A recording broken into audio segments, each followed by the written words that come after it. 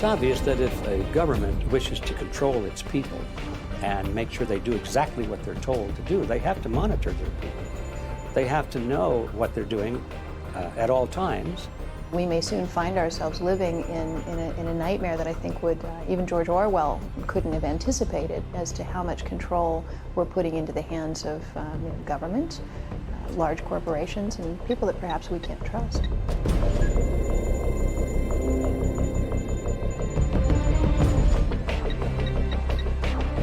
If you're talking about wars, if you're talking about money management, if you're talking about orchestrating crisis, these people behind it sound like a conspiracy.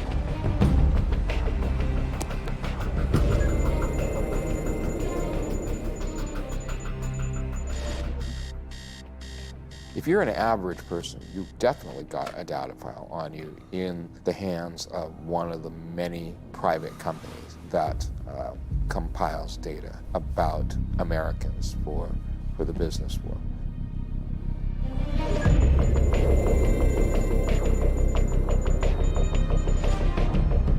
In Austin, Texas, and in other places around the country, they're using smart thermostats. And they will, the power company actually gives you a thermostat for free, installs it in your home for free, charges you nothing for it, but there's a catch.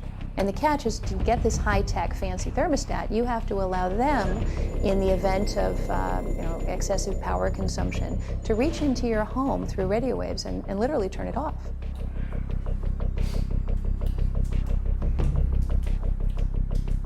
So one of the basic things about using a computer on the internet is that your communications pass through the networks of various internet service providers, starting with the internet service provider that you are a customer of, and going through possibly several others, and then ending up at your destination. And each of those entities, technically, has the ability to look at all your communications and to record all your communications.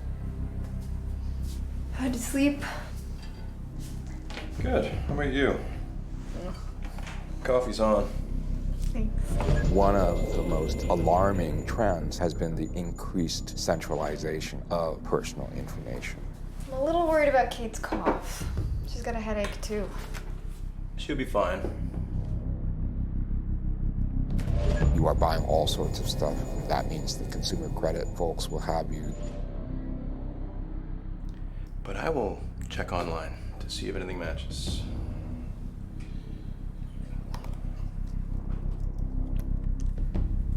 I guarantee you that many of these other database holders have files on you. You didn't hear her last night? Many, many more entities have wanted to know, well, what kind of a person are you? I wonder if she'll want to eat something. No, nothing here. She's always grumpy in the morning when she wakes up, though. Kind of like somebody else I know. Nice. Well, I gotta get going.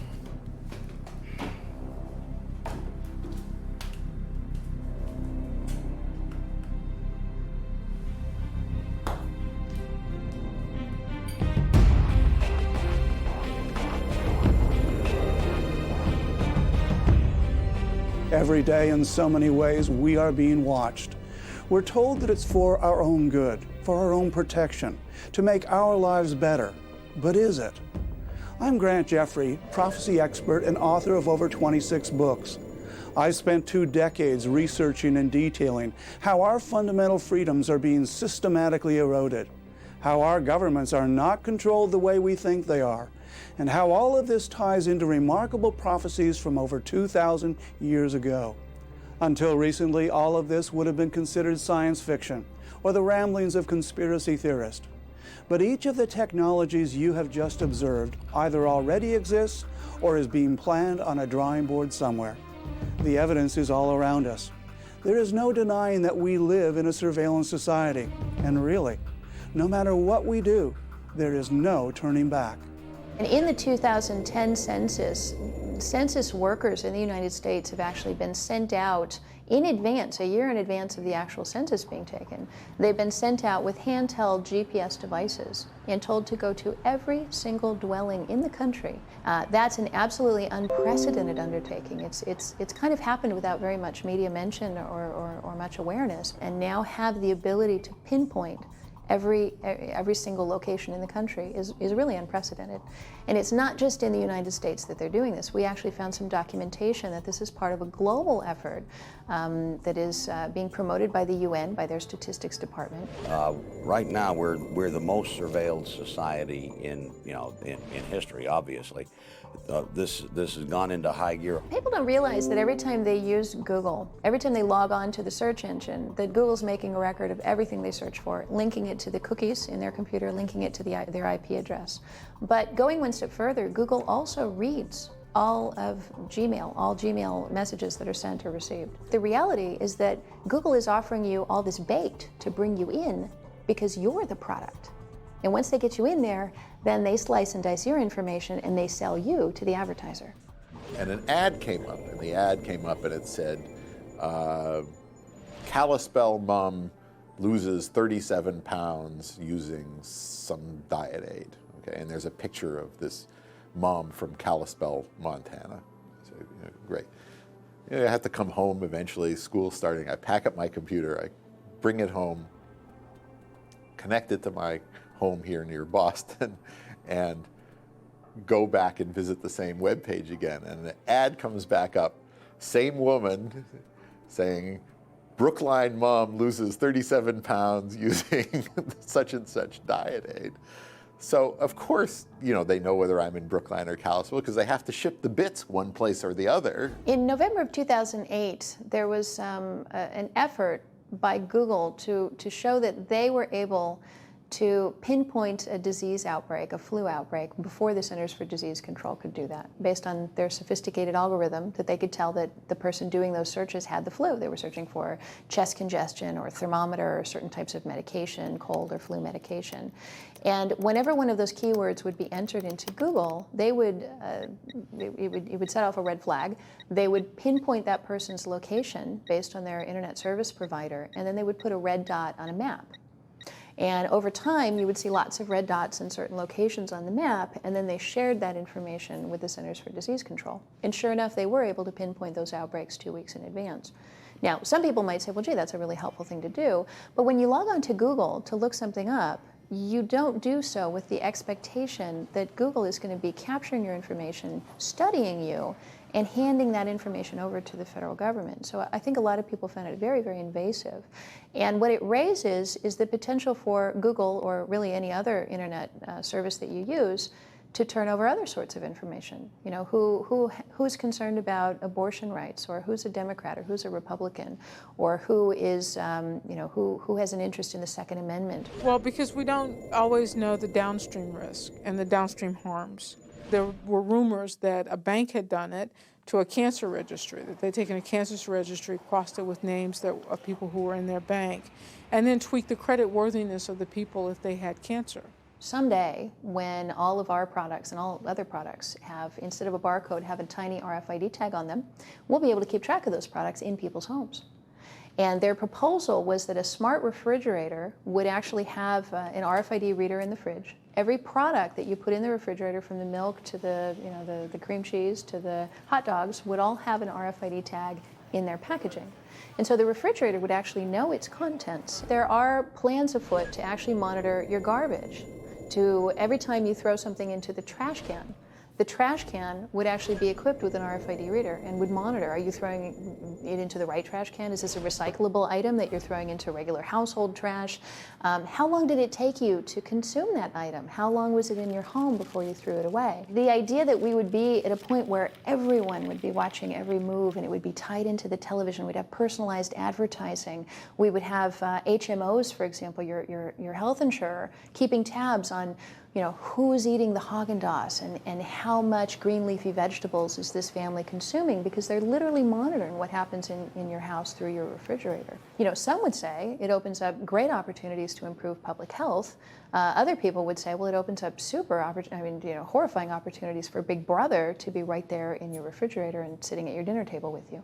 With rising technology and with the motivating forces from the government level to push that technology in the direction of capability of monitoring human activity With that technology emerging, it's very frightening because it means that totalitarian regimes will very soon indeed have the power to control and monitor every human being on the planet.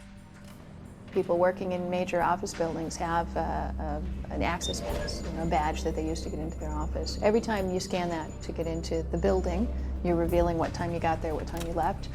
Those records have actually been used by employers to determine whether someone was claiming sick leave when they weren't really sick.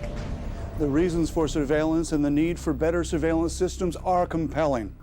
If you want to keep track of your pets or children, or livestock or possessions, you can now put ID tracking devices on them. If you want to make sure employees are working the way they should, you can now monitor them. If you want to protect citizens from thieves, con artists, drug dealers, hate mongers, pedophiles, terrorists, and basically anyone and everyone who's a threat to society, you can now track, monitor, and scrutinize them. If you can save lives and protect property, why wouldn't you? And if you yourself are engaged in unsocial or illegal actions, your rights to privacy should be taken away. Those are compelling arguments. But is it right? And are only the bad guys being watched?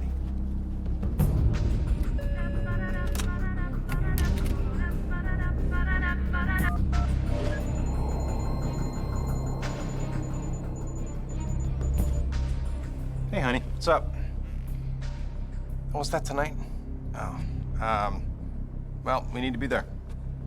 Yeah, I'll try and get home early. All right, love you. Bye-bye.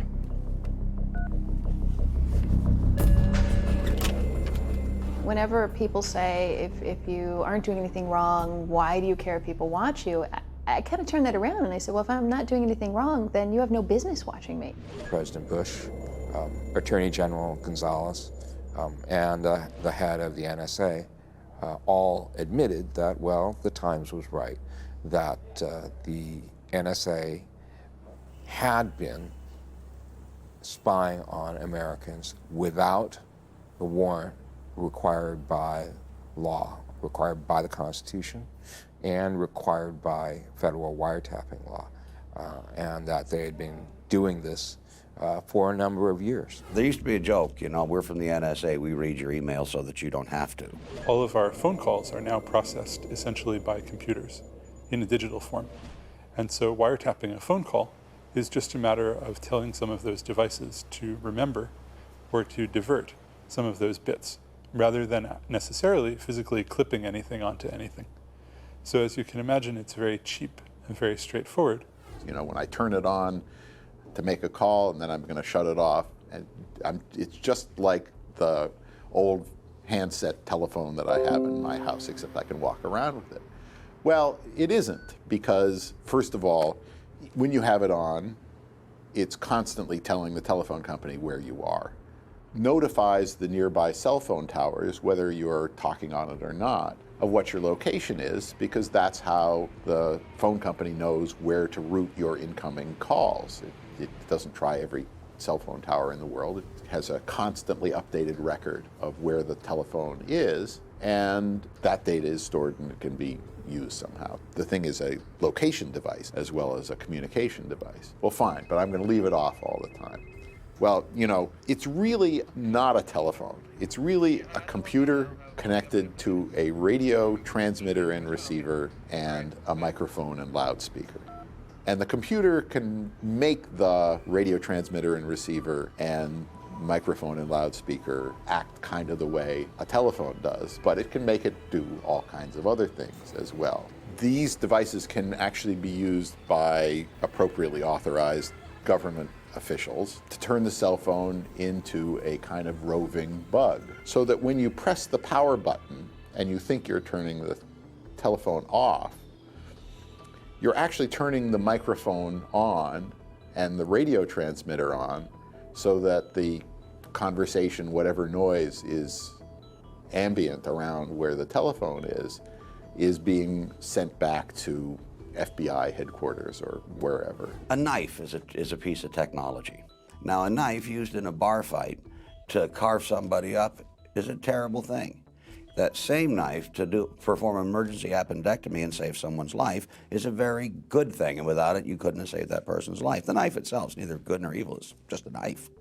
This is how technology works. In addition to the Big Brother phenomenon, which is definitely out there, there's all of this little brotherism. You know, there are the teenagers with the cell phones who take embarrassing pictures of themselves, of their friends, and so on. And they said, "Did you ever lose your cell phone?" He said, "Oh yeah, I'd lose the cell phone. 3 or 4 times I lost the cell phones." Do the pictures come back to the cell phone? Well, yeah, the pictures come back to the cell phone. Where do the pictures come back to the cell phone from? You know, there's an agency out there, you know, that actually has a copy of everything on your cell phone, which is a fine thing if you lose your cell phone. It's good that you can get all of your data back. But again, you know, that information could be available under a court order to someone who'd filed a civil suit against you. This is the example of ourselves being our own worst enemies. One condition for employment for a lot of major corporations is that in your employment contract, there's actually a clause that allows your employer to monitor what you do on the computer. And if I want to log on to a website or you know, maybe check on the political returns or whatever it might be, that's something, gee, I've got a 15-minute break, why not? And to discover later that your employer was doing that, maybe making judgments on you on the basis of your politics or on the basis of your interests, really could be, you know, could get people in trouble, and it has. Invention of the electronic swipe lock, where they would give you a card which could be reprogrammed, so you know, once you checked out, it could no longer be used to open the same door, was a great security improvement. They're lighter than keys. Of course, a complete record of every time you go into your room is being logged somewhere. And you know, if you go into the gym in the morning, they know when you went into the gym. If you go in the back door of the hotel after the door gets locked, you know, that's being logged as well. And this is, you know, very useful information for forensic purposes. But does any of us know whether this information is being exploited commercially for any reason? You know, are they correlating my, let's say, record of whether I go into the gym with whether I had a 3 fried egg breakfast in the morning, which they also have because we use the same, I eat in the hotel dining hall in the morning and they use the same record to bill me for both the room and my meal. So what happens to the information? How does it get correlated? Who does it get shared with? Somehow, the various national banks and the various counterfeit investigative entities convinced this Printer Industry Association that it would be in their interest to include a tracking mechanism in all color laser printers that they sold. And the basic mechanism that's generally been used is patterns of very tiny yellow dots. The arrangement of the yellow dots encodes in some way or another the serial number of the printer that produced the document. So if you have any document that was printed on a color laser printer and the appropriate knowledge, you can reconstruct which printer out of all the color laser printers in the world produced that document. And the same technology is also included in color photocopiers.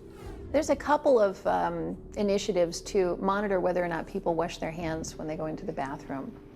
And they operate by using the access pass or the ID badge that an employee would have that read the tag, that determine whether or not you used the soap dispenser, whether or not you turned on the sink, and actually monitor you in, I think, the most private of all locations. You would have these people monitoring every single breath you take. I mean, there's got to be a point at which you say, you know, some things are private, and you know, we're all adults here, and we are responsible. And if you're employing me, you need to have some degree of trust and not be prying into my personal business. Almost everything you do is tracked. It's everything you buy is tracked. My car is equipped with OnStar. You know, they know where I am at any second. I can push a little button in my mirror, and they'll tell me precisely where I am.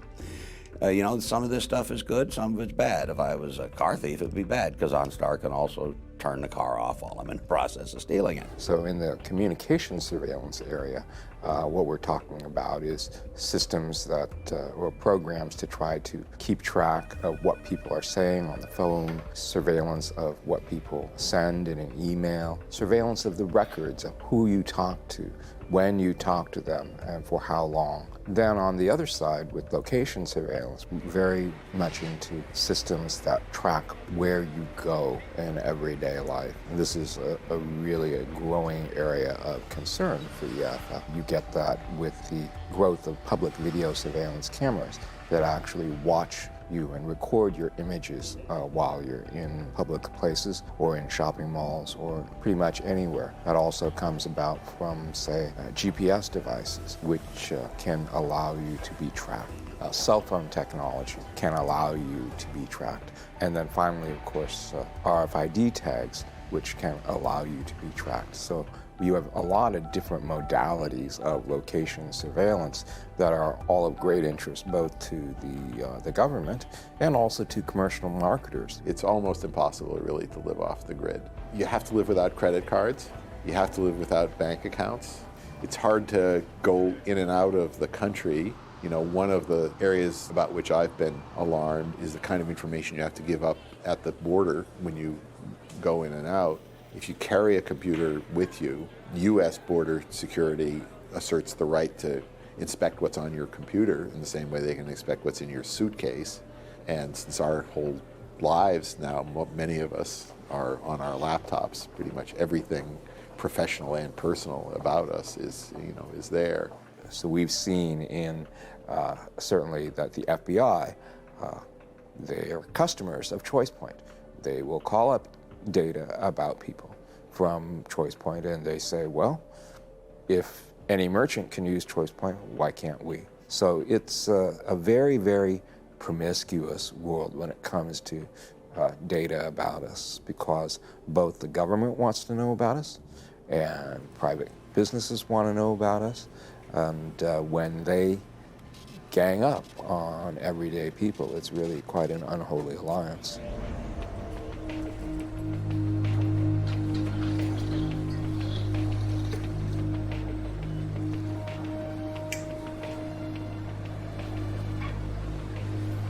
Hey. Hey. How are you? Good, how are you? Pretty good. So this comes to $3.75. Thanks. Just retry. Let's try one more time.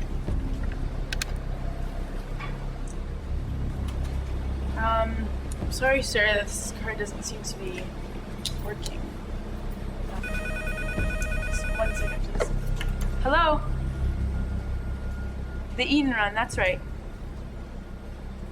Yes, I've just been trying it. It's, Mr. John Wilson. Yeah, he's right here. It's for you. Hello? Oh, yeah, just regular things, gas, groceries, coffee. Oh, okay. Yeah, okay, bye. Seems that guy a couple of states over has been using my card. Too bad I can't keep the plasma screen TV and motorcycle. Any of us can think of the things that we normally purchase on our credit card and the convenience at which it is to use a credit card, and how much of your daily life is actually visible through your credit card statement. It's pretty amazing, right? So I could see patterns of use, patterns of behavior. I can know things about the kind of person you might be, the kind of lifestyle you might live, your spending habits. Do you tend to spend a lot at the beginning? If you're paid monthly, do you spend a lot at the beginning of the month and very little at the end? Many young people barely know what cash looks like. They use credit cards for anything. Many of us do. I shouldn't say young people, it's true for me as well. use credit cards for everything because there are incentives to do it. But they're great data collection tools. We give up lots of information about ourselves. It is the only anonymous way to conduct any kind of business. The problem with cash is it's rapidly becoming an anachronism. If you don't think so, take $10,000 and go and try and put it down in cash on a new car. But by the time you get the papers signed, you'll be sitting with 2 FBI agents wanting to know where the $10,000 came from. Because if you're transferring more than $10,000 can be a crime. Now, that means that now cash isn't that anonymous except in smaller amounts. And how small is a smaller amount? There are things that you can buy for $20 or $30, but if you go any higher than that, if you bring $100 bills, most stores won't take them. There is a desire by several forces coming together who do want to add a biometric identifier to government identification. So the leading push in the United States is most likely a biometric added to your driver's license. That biometric is most likely going to be a fingerprint. Under that model, the fingerprint becomes your new Social Security number. So what does that mean? I'm touching the chair, I'm touching the table, I'm leaving my fingerprints behind. You come along with a piece of tape and some dust, you pick up my print, you stick it on a fake ID, and now you're me, right? As proved by this phony fingerprint that you just lifted up, right? And then if things get really bad with your identity theft and Social Security numbers, you can actually get a new Social Security number. But what do I do about getting new fingerprints? I'm always forgetting my wallet. And then I can't find it and I don't know where it is. And the idea that maybe someone could put an RFID chip somewhere where I would just have to wave my arm, it's a very attractive proposition. There are plenty of reasons, I think, to be worried about a cashless society where we have microchips implanted in our hands and simply make our payments in that way.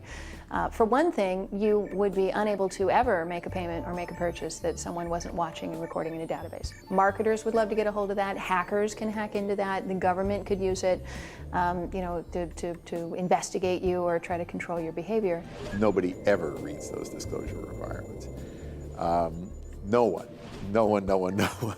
So I every year when I teach this material at Harvard, I ask my big class, who has a Facebook account, and every hand goes up. I said, how many of you read what you were agreeing to before you clicked the I agree button on your Facebook account? Never a single answer. These are Harvard students. If anybody's going to read the fine print, you hope it's going to be Harvard students. They don't. Nobody does. So a lot of the time, even when there are protections about sharing of data, we really have no awareness of how far they go. Data can be shared between commercial business partners, and there are sharing that also happens between government agencies and the private sector. But I think even more serious is if a purchase requires that kind of a hand stamp, then if you become a non-person, for whatever reason, someone decides they don't like your political views, they don't like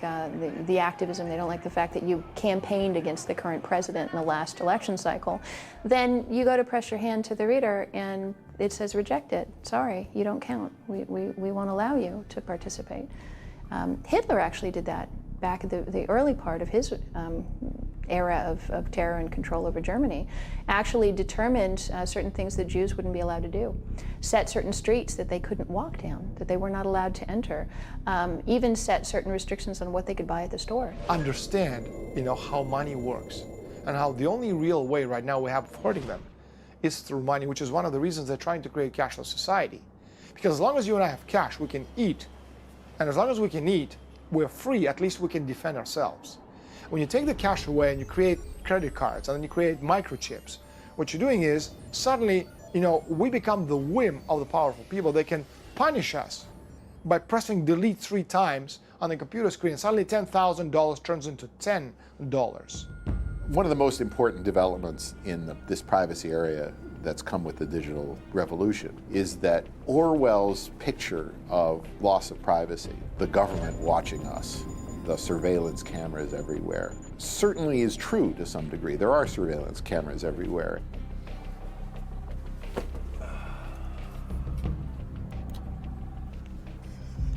That's hilarious. hilarious. Where do you get all this stuff? Don't know how I lived before YouTube. What, you just search all day? No. Painful or stupid is easy to find. Useful and factual take a while.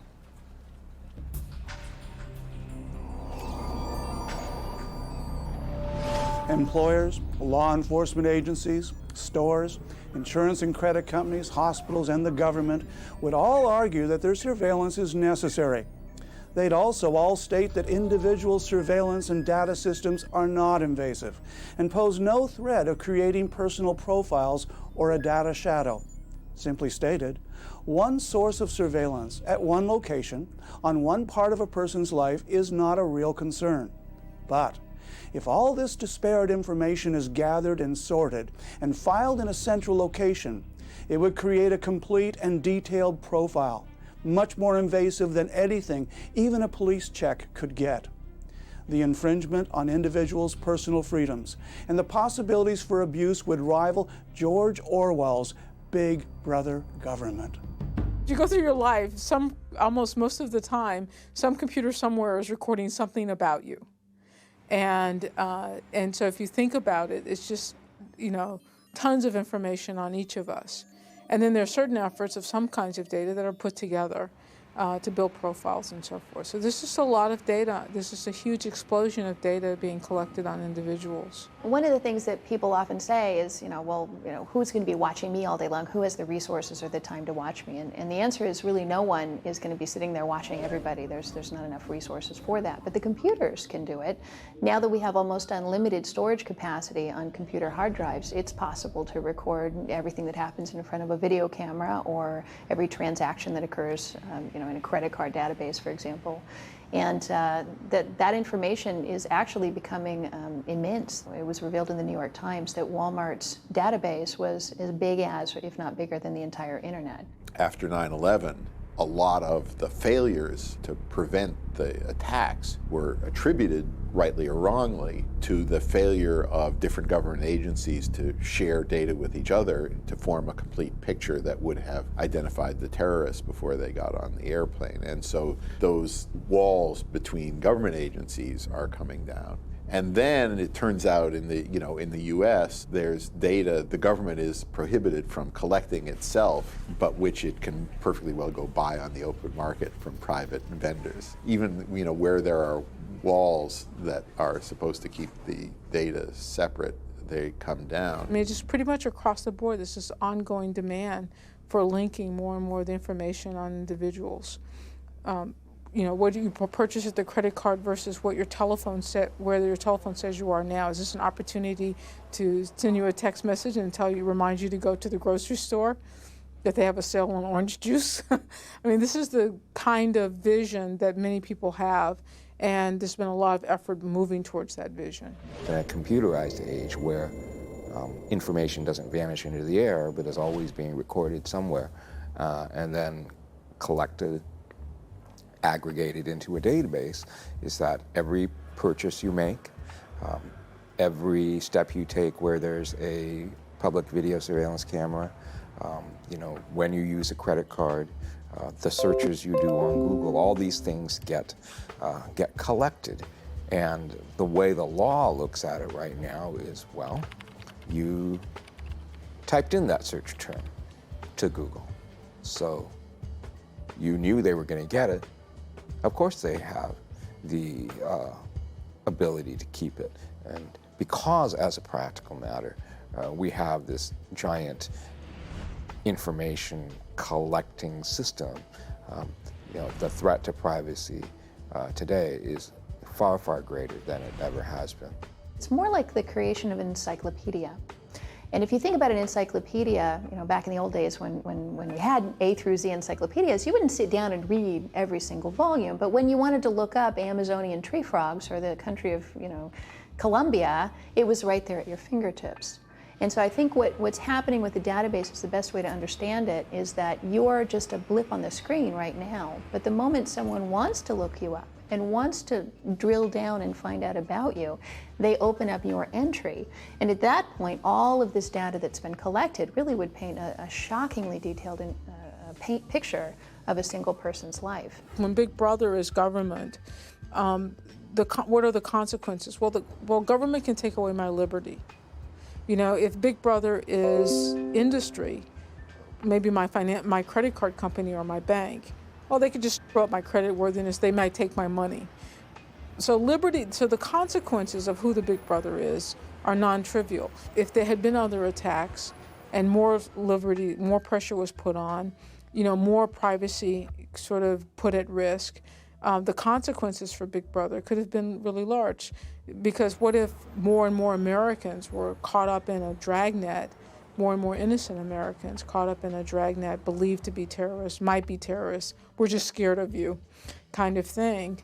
You know, those consequences are really extreme. There's a push for every nation on the globe to identify and number all of its citizens. We're seeing this happening in China, where you've got over 1 billion people that have now been issued unique ID cards, literally national ID cards with radio frequency devices in them that can be used to track them and identify them at a distance. You're seeing now it's happening in Mexico. They're going to be doing national ID cards to all of the citizens in Mexico. 1.2 billion people in India about to go into a database, virtually every country on the globe. You know, I go to the doctor, I have a lab test done, my blood is there, they sequence it, they know something about me, but they also know something about my family.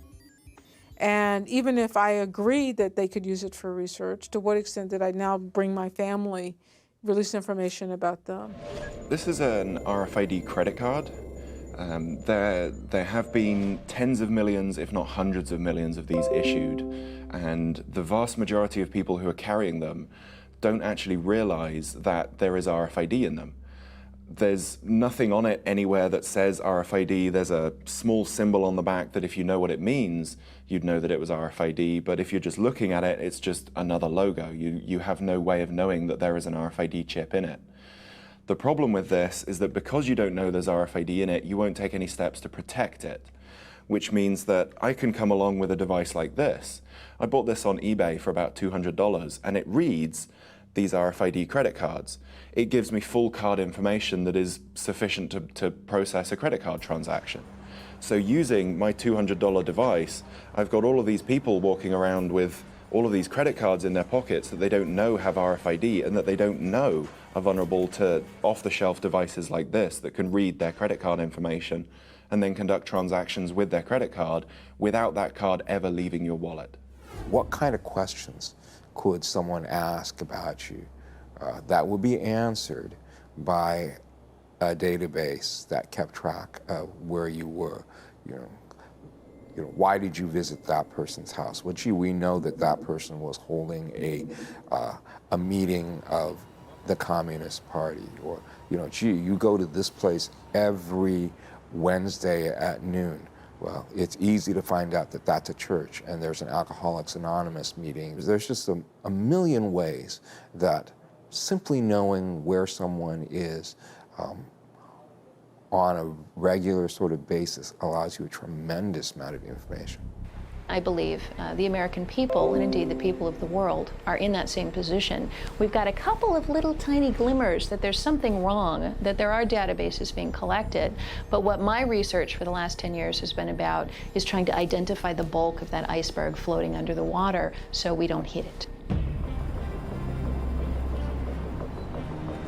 There is no question that we are being monitored all the time, all of us. That's not science fiction, that's fact. But who is controlling the information? Who's watching the watchers? If you live in a free and democratic nation, you may rest easier knowing that totalitarian regime won't come knocking on your door. But journalists, Christians, aid workers, and many others around the world in places like China, North Korea, and the Sudan are not as fortunate. They're routinely abused, arrested, tortured, and even killed for their seemingly innocent and innocuous actions. The people in Hitler's Germany and in Ceausescu's Romania never thought their freedoms could be squashed, or that they themselves could be seen as a threat. Could such a thing happen in other nations, or here in America?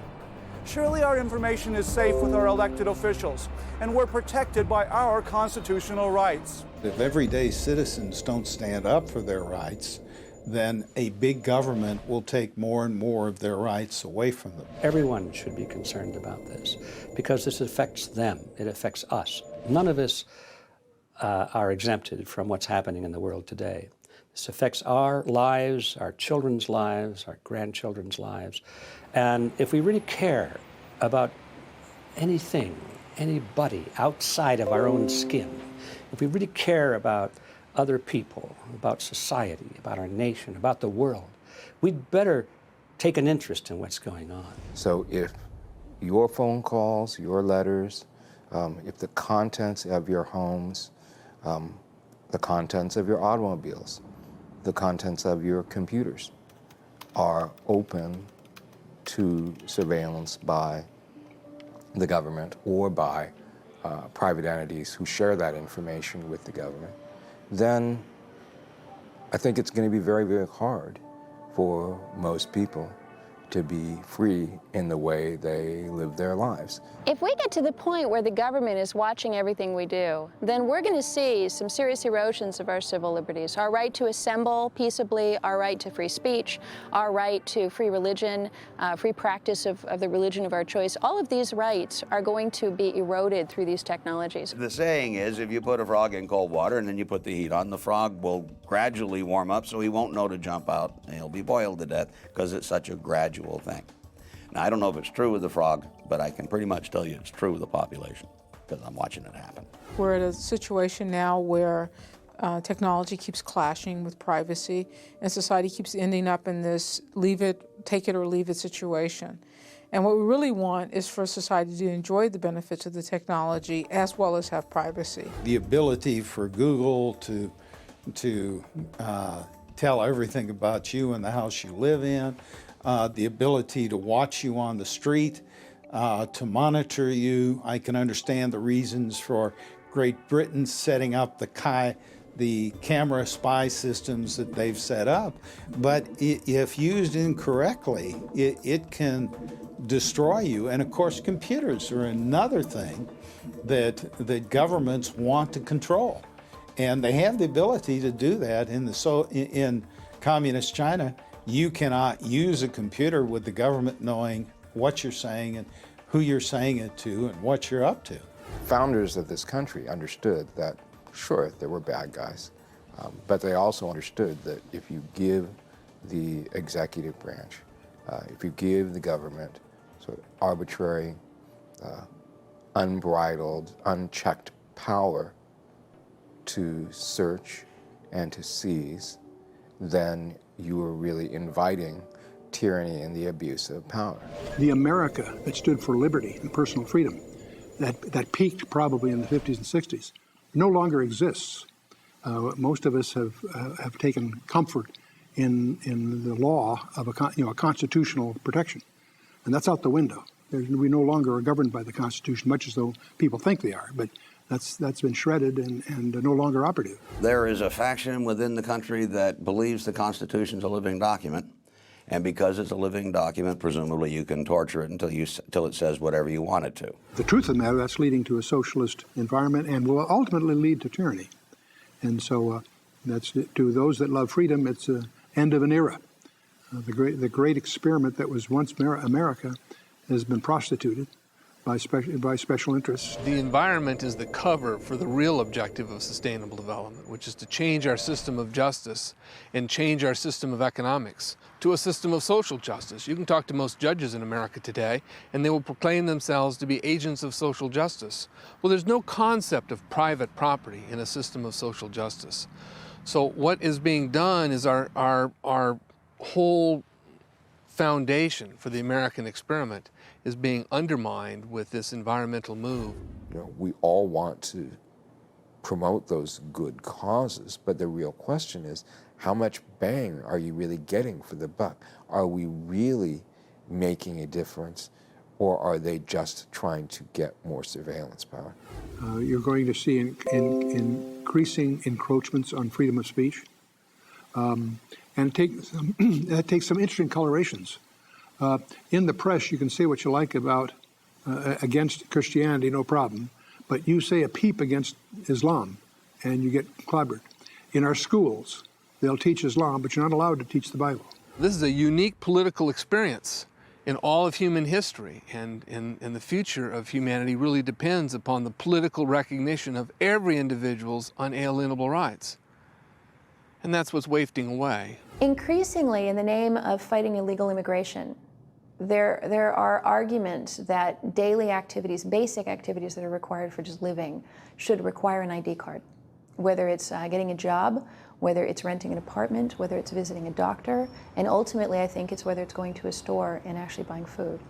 And so you see kind of the writing on the wall. Right now there's an employment database held by the federal government that they want all employers to run every single person applying for a job past this database to make sure that they have legal status in the country.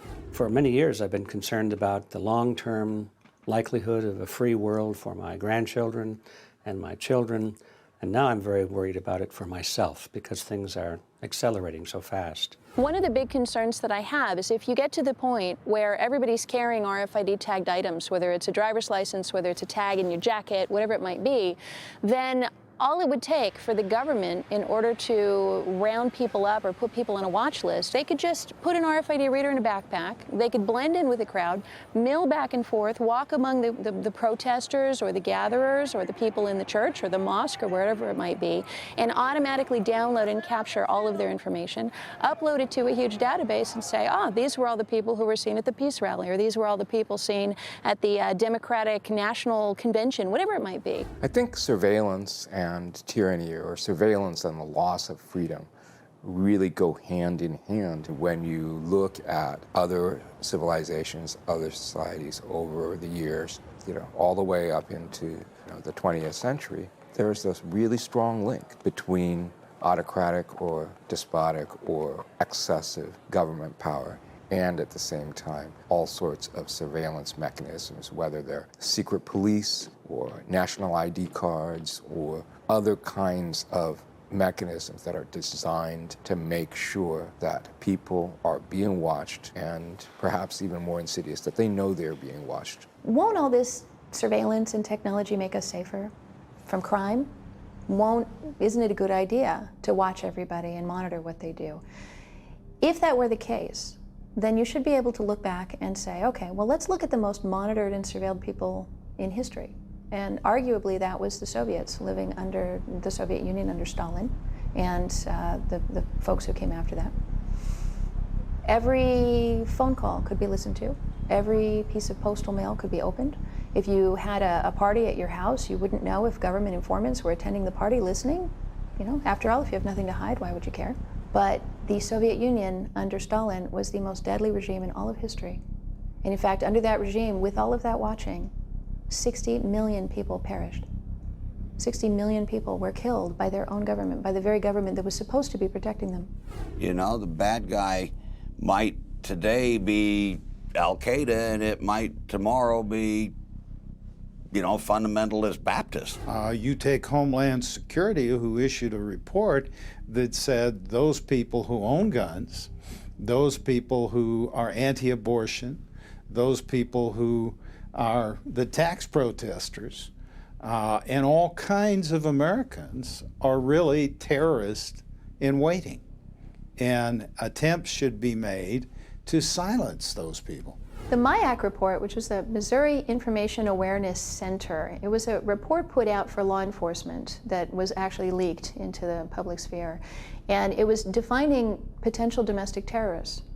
And disturbingly, this MIAC report was listing people who could be your next door neighbor, even you. They were listing people who, anybody who was concerned about constitutional issues, anybody who supported Chuck Baldwin or Ron Paul, anybody who was a libertarian or a constitutionalist. So people with, who weren't just mainstream Republican Democrats. Anyone who was concerned, the part that shocked me, anyone who was concerned about RFID privacy. So that's me, that's what I work on, and I'm certainly not a domestic terrorist. People who were concerned about abortion and issues around that. People who were wanting to defend their Second Amendment rights, which are constitutionally protected, your right to own and bear arms. All of those people were identified as potential domestic terrorists, and in this report that was going out to law enforcement, they were being told to watch out for us, to look for people who share those characteristics. How much additional security do you get by having so much less privacy? It is a really fundamental question. And it is always easy to say, you know, I don't care, I want the government to know everything, just keep the bad guys away, keep the terrorists away. Our history tends to demonstrate that governments repurpose information. They get information for one purpose and they use it for something else. The unchecked surveillance tends in the long run to cost us more than the security that we gain from it. Well, I'd like to know how they define the bad guys. You see, in Germany, that was true too. The bad guys there were Jews, and they murdered 6 million of them. By whose authority? Well, that's the common good. That was the state decision. You know, the whole concept of the master race. All those ideas were given the color of law. You see, the way you persecute people is find out what they do, disparage it, marginalize them, and then pass laws against what they do, and then enforce the laws. When it came out that the government and the Census Bureau was collecting the GPS coordinates of everyone's front doors, a lot of us said, why would you need that? You have the street address. You clearly know how to find the location, or the census worker couldn't have gotten there in the first place. So why would you need this extra step that's costing an enormous sum of money? The only explanation that could occur to many of us is that they'd want to know the GPS coordinates of your house so that they could target you. And that sounds crazy, but when you look over at what's happening in Pakistan and in Afghanistan, where there are unmanned aerial drones that can literally target a home, we regularly hear about houses that have been blown up by the military. You know, there was a wedding party going on in this house, and then boom, you know, bombs were dropped on it, and it was blown up. So I think there's a real question mark. Now it becomes a question of whether or not you trust the government. The problem with governments is they're made up of people. If you didn't have people in them, they'd probably be okay. But you know, as soon as you give a guy a little bit of power, well, you know, that's never quite enough. It becomes his mandate. It's his human natural instinct to accumulate more power. One of the problems when you create these technologies is it's like putting a noose around your neck. And you may think, well, gosh, it's someone I really trust, and you know, where's the danger? But then that person you trust goes away, and then someone else can rise to power. We've seen it happen all over the globe. We've seen it happen century after century, where evil people have this bizarre tendency to rise into positions of power and authority over others. You know, you look at what Hitler was able to do with very limited technology. He was able to pinpoint, single, and destroy you know, large numbers of people that he just personally decided he didn't like. That capability that he had back in the 1940s, I mean, multiply that exponentially in terms of what could be done today. You could, you know, turn people into non-entities.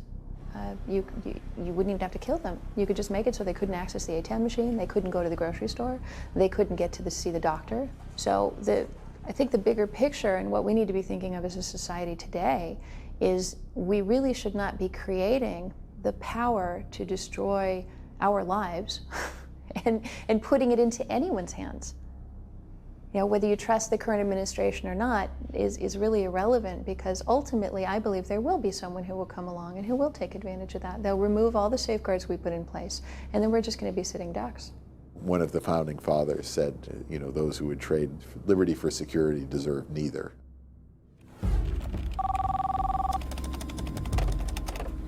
Hello, John Wilson speaking.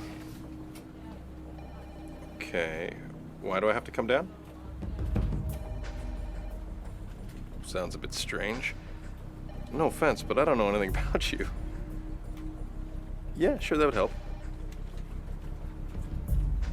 Okay, what's the address? Okay, how long is this gonna take? I understand. Okay, bye. What's going on? An emergency prayer meeting? No. A Division of Homeland Security wants to ask me some questions. Come on, you? Yeah. Hey, this isn't one of your jokes, is it, Barry? No, man. Wish I'd thought of it, though. Huh. Hilarious. Relax. Buddy, this is the U.S. After this is over, you'll be able to sue them for emotional trauma and wasting your time. What most people don't realize is that for hundreds of years, thousands of extremely wealthy, powerful, and connected people have been working to create a one-world government. Many of these people are Americans. Most have all the best intentions in the world, and many are in positions of power right now. With every passing year, with every new crisis, the reality of America not being in control of its own destiny comes closer and closer. I believe all of us should be concerned about world government, especially if you understand those who are at the forefront pushing this agenda. If this comes in, I don't believe that it will be a democratic world government, although some of the organizations pushing this agenda are trying to make that case right now. I believe it would be a highly centralized world government where if you disagree with those in authority, you have no option but to go along. Those who disagree with them would be persecuted. There is no doubt in my mind. We would lose our freedom of speech. We would lose our freedom of worship and any other freedom you can imagine unless you are willing to come under their authority. They believe that freedom is not a good thing in the world today. They really believe that. They think that freedom leads to anarchy, it leads to non-unity, it leads to inefficiencies and so forth. And of course it leads to challenge of their own rule. And so they really want to bring all of mankind into some kind of a regimen. We're at the point in history right now where two groups of people, those who believe in the good of humanity and who stand for justice, and the other side, who for the last 800 years has been trying to destroy the very semblance of what society really means, and in the concept of humanity. And we're at the point right now in history where there's no second choices, third ways, or fourth opportunities.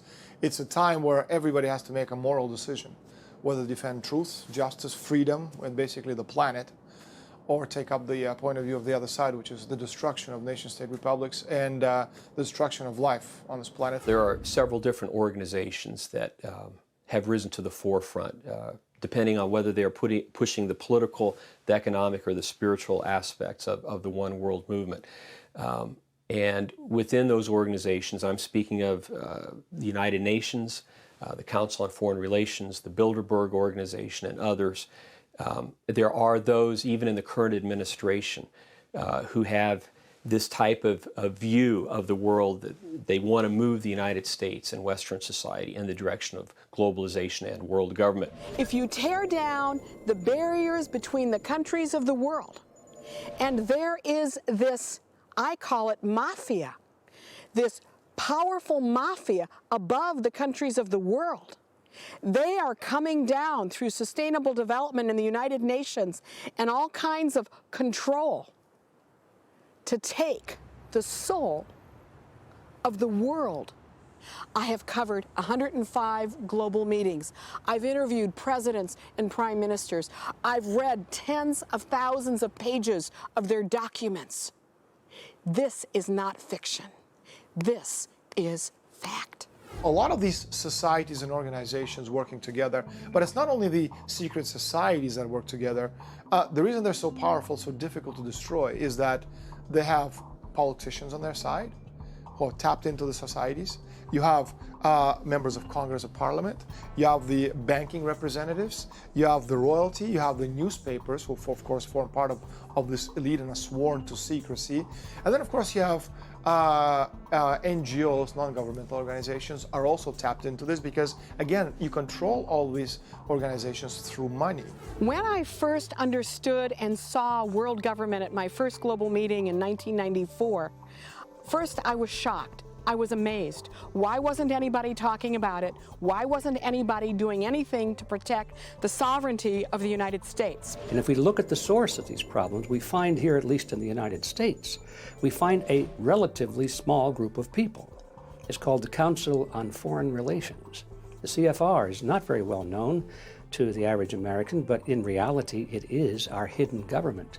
Because if you look at all of the real important positions in the power centers of society, and by that I mean the leadership positions in government, the president, the vice president, the secretary of state, the secretary of defense, the head of the CIA, and so forth, even Supreme Court justices and senators, but the ones at the very top of the political power structure. And then you look at those who are dominant within the media centers, the heads of the networks, ABC, CBS, NBC, Turner Broadcasting, the Murdoch Network. And then you look at the heads of the great universities, the schools, and so forth. It doesn't take a lot of people to really control the masses if they're at the heads of these kinds of organizations. I believe that economics ultimately will be the #1 way in which the emerging world government will try to control people. If you can control a person's ability to buy or sell, you can run their life. If you have a single currency over the whole world or currency system, it provides no other alternatives or options. Back in 1968, George Ball, who was the Undersecretary for Economic Affairs with JFK and Johnson, at the meeting in Mont Tremblant in Canada, in Quebec, he said, how can we create corporations that shall one day give orders to governments? And that's what Bilderberg is all about. It's not one world order, it's one world company limited. Highly organized agenda to break the back of the American free enterprise system because it stands in the way of those that have a globalist agenda. And they're succeeding. And so backed by big money, backed by the trade unionists, backed by the multinational corporations, they're all playing that game for their own reasons. Increasingly, our utilities are under the influence of people from other parts of the world and other governments. Most of our main industries are now a majority foreign owned. Few Americans have any idea of this. And the powers that own our major industries, for the most part, favor globalization and world government. So they are, I would say, a big part of this drift toward world government. The main event is the wholesale destruction of the world economy. Are you saying to me that Joe the plumber is more intelligent than David Rockefeller? If he's lending the money, the question is why? So you destroy the economy. And you destroy the wealth of the people because, again, you destroy the wealth of the people, you destroy the power of growth of nations, and of course, the population base. I believe we are just one major world crisis away from having a totalitarian type of system in place. Our indebtedness here in the United States is now approximately $65 trillion in foreign obligations. It's way beyond what most people realize. It can never be repaid.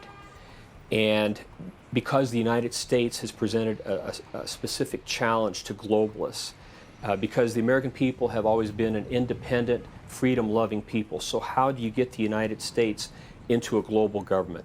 Well, ultimately, you have to crash their economy and make them so dependent on foreign powers that you can blackmail them to come into a system. The thing about this is you have to have a crisis big enough for the public to be able to accept whatever the solution is. It can't be a half-baked crisis. It's like Rahm Emanuel said a few months back.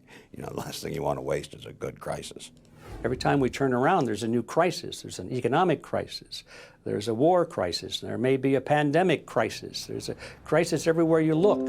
And as long as people are in this crisis mode, they're not very vigilant about watching what's happening to their liberties.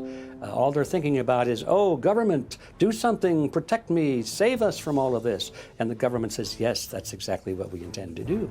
Every time there's a new war or a threat of war, there's more motion in the direction of merging our military with other national military forces through the United Nations, so-called peacekeeping forces. So all of these crises lead to more legislation, more treaties, and more movement in the direction of giving up our sovereignty as a nation, merging with a global structure, and the creation of that global structure into a totalitarian system. Thanks again for coming down, Mr. Wilson. I know you're a busy man, so we'll try and keep this short. Come on and have a seat.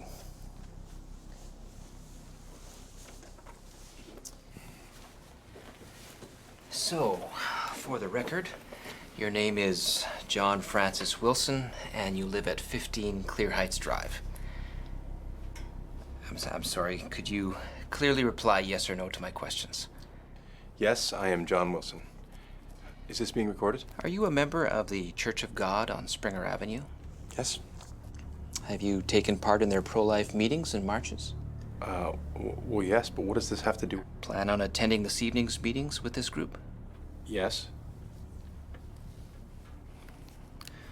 Mr. Wilson, are you aware that it is legal in this country to have an abortion?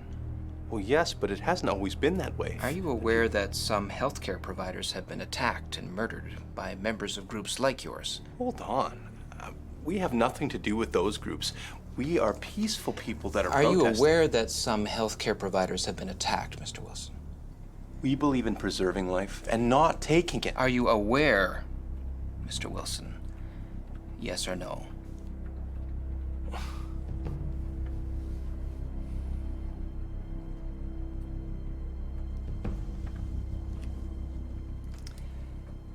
You are a member of 3 different right-to-life groups.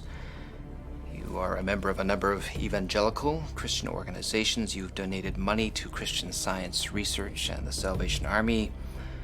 You receive daily emails from radical organizations that encourage prayer for our government on matters of policy.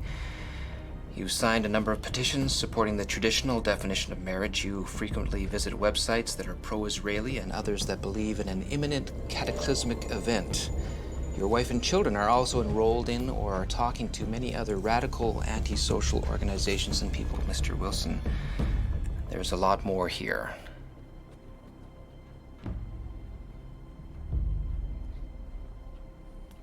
Are these the actions of a peaceful man and his family? I'm terrified by that thought. A global government, that would mean that the franchise we have for freedom and for allowing everybody to vote would be destroyed. The ability for our people to accept the Bill of Rights and all the freedoms guaranteed in the Bill of Rights would be destroyed, because the rest of the world doesn't have the free press like we have. And women don't vote in most of the countries in the rest of the world. You don't have a society in Japan, you're guilty until proven innocent. You don't have the right to protect yourself in your own home or even defend yourself against violent criminals in Great Britain. All those freedoms that we have today would be taken away from us. So all that a world government can do would mean that the wrong people would vote on what's right for America. Why not have the people of the world living in unity, peace, and harmony? On the surface, it sounds good. But as you get deeper into the organizations pushing this agenda and look at where these people are coming from in the higher levels, it is a very sinister agenda. There's a lot of hatred for Christians and Jews. Read the Quran. If a woman commits adultery, she's stoned to death. If a thief steals something, he has his hand can't be cut off.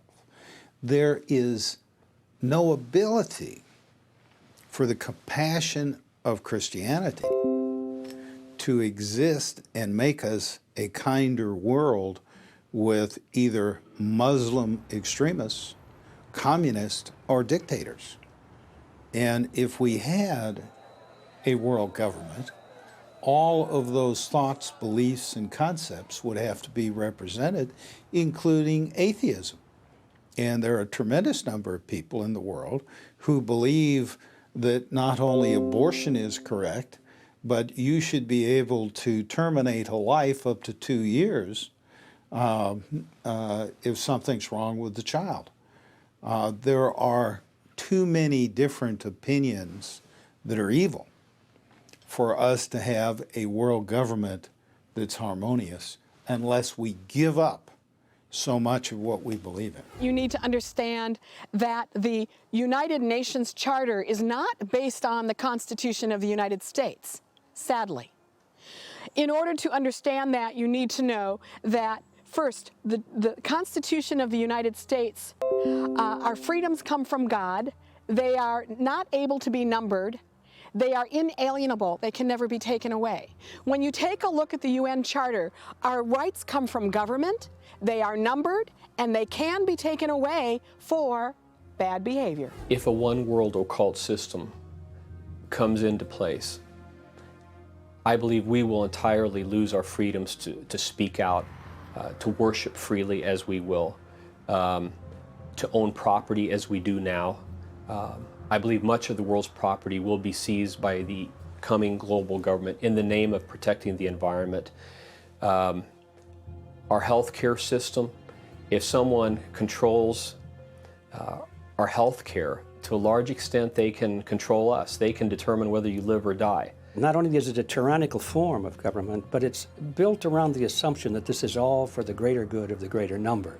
So the people at the bottom who are being told what to do are educated or propagandized or whatever you want to call it to believe that after all this is in their own best interest. A world government could actually dictate to a farmer what he has to grow, or maybe to get off of his land entirely and move somewhere else in order to save the environment. Maybe his piece of land will be designated special environmental property under the United Nations. That has already happened with some of our national parks, and I've seen a map that shows that ultimately as much as a third of the United States could be declared as one world property where people wouldn't have any access to it at all. You're talking about the World Wildlife Fund. Their main objective is, again, to reduce the world's population. Prince Philip, Queen Elizabeth II's husband, he said that. He said, if I ever came back, reincarnated, I come back as a deadly virus. Well, of course he would, because that's what these people are into destroying the world society. Now that's how one can begin to understand the real goals of the Agenda 21 Sustainable Development UN Global Plan. You see, that plan in its own expression calls for a reduction of the human population by 85%. So you begin to wonder how it is we can survive in this country when our resources are taken and put off limits for our use, whether it's mining resources or timber resources, food resources, etc. If we were to remove half of this country's land mass from productive human use, it's only a matter of time before human population begins to fall. But when we understand that that's the plan of the United Nations, we can begin to put this in a perspective that we need to be putting it in. Maurice Strong at the UN, he's a very altruistic guy. The guy thinks that, he thinks that he's doing the right thing for the most number of people by advocating that we kill off some of them because there's just too darn many of them. I believe the whole concept of population control and diminishing the world's population to a place where we can sustain development and bringing it below 1 billion is setting the stage for mass persecution down the road. What if people actually buy into that idea, that much of the world has to be eliminated in order for those who are left to be able to continue to function? You're going to see more wars, more famines, more disease. Some of this intentionally spread to reduce the population of mankind. There's a place I visited called the Georgia Guidestones, where they present the 10 Commandments of the New Age movement in a number of different languages. And one of the commandments calls for the reduction of the population of mankind down to a fraction of what it is right now. So a thinking, intelligent person should be asking, how are they going to achieve that? If that is one of their goals and they're going to work toward that goal, then who are the victims going to be and how are they going to choose who lives and dies? I find it hard to believe is because they don't hear it from any other source. You're not going to hear it in the media. You're not going to hear it from the government leaders. You're not going to hear it from the people who, in fact, are creating it. That's the thing. And so they don't realize how far it has gone. Well, people don't know much about sustainable development because major media is really captured by the same interests that control the banking institutions. Our public information systems have been bought up or have been taken control over by these forces that seek the creation of this one world where human beings become chattel to the ruling elite. And it seems that there have been plenty of people signing up to become slave masters and keep this information undercover. The loss of freedom is not being imposed on most people in the Western world, not being imposed by force of arms with bayonets, guns, or bombs, but with propaganda. They've convinced us that what's on the cover of the New York Times, the Washington Post, the Globe and Mail, the Toronto Star, or on CBC Nightly News with Peter Mansbridge, if he's still around or alive, it has to be the truth. And everything else, thus, as a result, is a conspiracy. Because if what I'm saying is the truth, it obviously would be on the front cover of the Toronto Star. Well, it can't, because the media forms part of the world elite. The purpose of a media in a democracy is to inform the electorate. Their job is to be a watchdog on the government. Well, we have a media that's prostituted itself totally to an agenda. And not only in terms of what it promotes, but in terms of what it hides. The real truth was hidden to the American people, still is. It's an incredibly well-organized propaganda machine. The empires, they control people or they manipulate people by making sure they control how people think. And this is exactly what they've done so very, very well. Because again, the greatest hypnotist in the world is this oblong box everyone has in their living room called the television set, which has taught us to eat, to think, to dress, to walk, to talk. We know more about the lives of Britney Spears than we know lives about our spouses. It's a gradual progression from well-intentioned people who simply want world peace to those that embrace pantheistic concepts, and ultimately a small percentage of those that actually go on to worship Lucifer or Satan. Evil exists. And evil has been able to coordinate and combine its efforts to bring us to this point. When you look at how far we've already moved down that path, especially during the last 10 years or so, and when you look at how many top economic planners in the world favor a one world economic system, and how various figures at the United Nations are calling for a one world political system, preferably from their standpoint through an empowerment of the United Nations to the point where it actually becomes a world government. And then on July 6th of 2009, the Pope comes out and openly calls for the creation of a world political authority with teeth to be able to enforce itself. You begin to realize maybe we're closer to all of this than we imagined. I don't know how they knew all about us. Well, they did. No, I wasn't charged with anything. It was a warning, though. Yeah, I know we can't... Listen, why don't you just come down here and we can talk about it, all right? I don't want to talk on the phone anymore. I know how crazy that sounds, all right? I love you. Okay, bye. There is no question that we live in a surveillance society. There's no question that detailed profiles are being created and stored about each and every one of us. There's no question that this is only going to increase with every passing day and with every new technological advancement. There's no question that with every new threat, new crisis, and consolidation of world resources, knowledge, and currencies, our world moves closer to a one-world governmental system. This new system will not be a friend of Christianity or Judaism. Basic rights like the freedom of speech, the freedom of religion, and the freedom to own land will disappear. Already today, there are very powerful and influential people who've dedicated themselves to seeing this come to pass. I have no doubt that it will, and soon. Then why am I not afraid and running for the hills?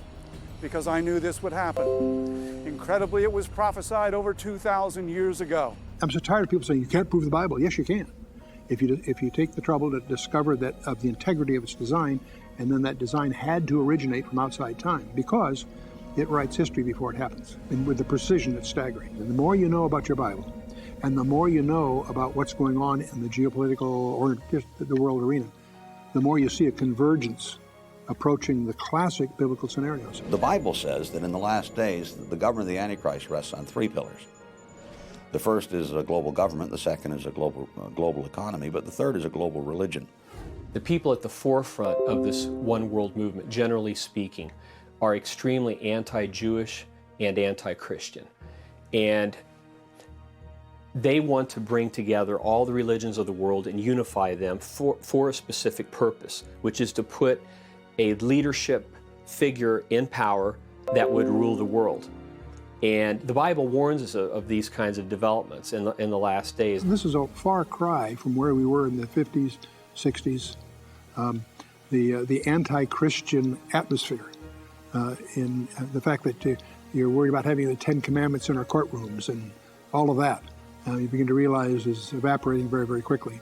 What most people don't realize, your freedoms will evaporate with that.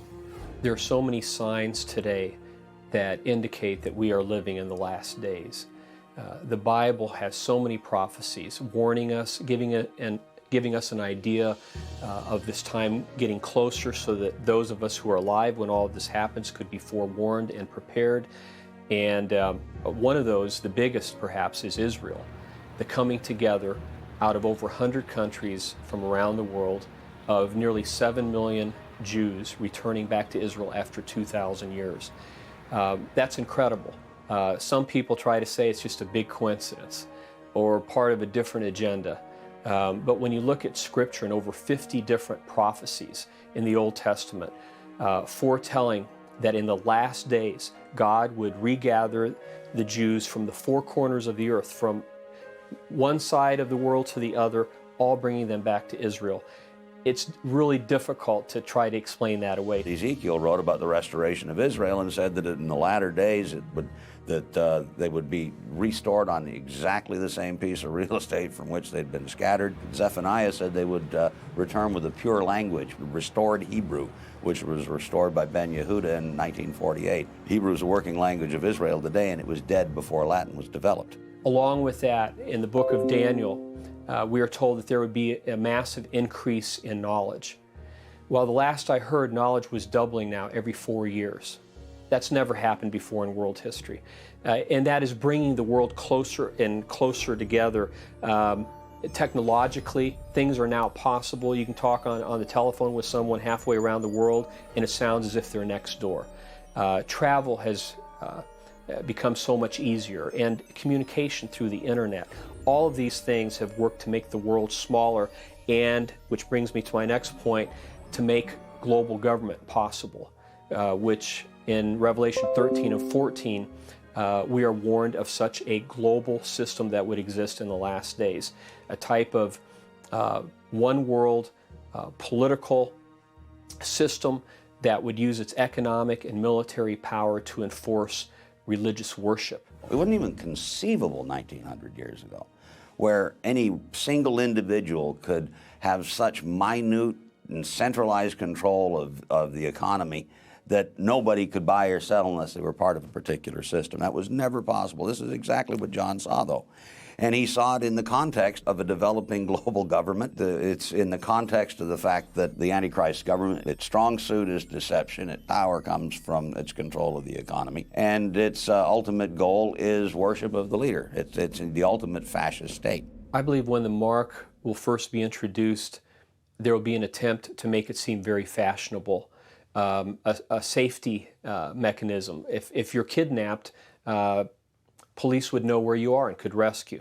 That's already happening right now with animals, but also with humans in some parts of the world. What is Satan's primary weapon? All through the Bible. Deception. That started in Genesis 3, all the way through. Every time Jesus talked about the end times, he opens and closes his discourse by saying, "Be not deceived." So that's our challenge. And we are being deceived. We're being conned. In a local political sense, but also in a much broader sense. The Bible says that Peter was writing to Timothy, and he said that, that in the last days people will heap to themselves teachers having itching ears. Then they'll be turned unto fables because they want to hear what they want to hear, not what is necessarily true. And we're living in a generation now where truth is it has become like it's subjective. I mean, there can be two versions of the truth. Finally, in Matthew 24. Jesus warns us of an unprecedented deception that would take place at the very end of time, just preceding his second coming. Specifically in verse 24, he says that even the elect could be deceived if that were possible. Now that's got to be some kind of major deception for Jesus to make that type of statement. And we are seeing increased deception today, false religions coming in and taking hold in the United States, where just a generation ago, most people would have professed a belief in Christ, or at least their ethic would have been Christian-based. The culture we're in is a very strange one. It denies the existence of truth. Well, what's the purpose of a university? I thought it was to pursue truth. What's the purpose of our scientific establishment? Discover what's true. And we live in a culture which denies the existence of truth. Another sign is the increased depravity of man. And in 1 and 2 Timothy, it talks about how in the last days man would become more focused on self, a pursuer of pleasure, self-centered, boastful, proud, all of that. We are seeing that today through the New Age movement in ways that we have never seen before. It's all about self. You literally have millions of people out there who believe that they are God. We've never faced a situation like that before, but we do now. We're broke. We're mired in a global war. We're in a religious war. Everything seems to be. We're in decline. They're talking about getting rid of the U.S. dollar. Everything seems to point towards the U.S. no longer being the world's only superpower, which is exactly what the Bible said. You can see it all converging towards that. So we could make a list of the main countries in the Middle East and in Europe and the Far East. We can go through all that whole list. We can talk about technologies. We can make a whole list of trends. We classically, our enterprises monitored a dozen of these. And the more you know about each one, and the more you know what the Bible says about each one, you see a convergence. It isn't one of them, it's all of them happening at the same time. Verily I say unto you, this generation shall not pass until all these things be fulfilled. That's part of the Olivet Discourse, but I mean, it makes Israel the benchmark. It's the time clock, it's the stopwatch. Once it starts clicking, we've got one generation left, and we're very close to the end of that now. My challenge to anyone to which these things are fresh and new and unknown is to find out yourself, not what Chuck Missler or somebody on the radio or TV says. Find out yourself what the Bible really says. The Bible says that the heavens and earth proclaim the very existence and majesty of God, our Creator. That same Creator gave us a book to share His thoughts and plans for our lives. Unlike any other book in all of history, it also predicts what's going to happen in the future. The birth, death, and resurrection of Jesus Christ. The return of Israel to her land in 1948. Our remarkable changing world today. If someone you knew could predict the future with 100% accuracy, wouldn't you listen to them? Well, the Bible does exactly that. And it predicts that Jesus Christ will return for His followers and take them to a wonderful eternal home. Whether you're around for that event or whether you pass on before that, I pray that you will accept Jesus Christ as your Lord and Savior today. You may not be able to control what happens to your nation or our world, but you can determine your eternal destiny. The Bible says that tomorrow is promised to no one. Make the most important decision of your life and trust that Jesus loves you and wants to be part of your life.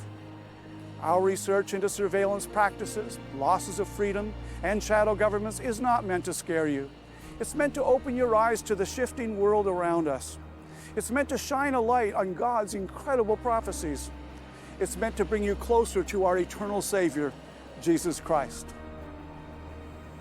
What's going to happen a month from now, a year from now, 10 years from now? How do we prepare for it? And the one thing that the Lord over and over impresses on my heart is the importance of staying close to Him and taking it one day at a time and keeping our eyes focused on eternity.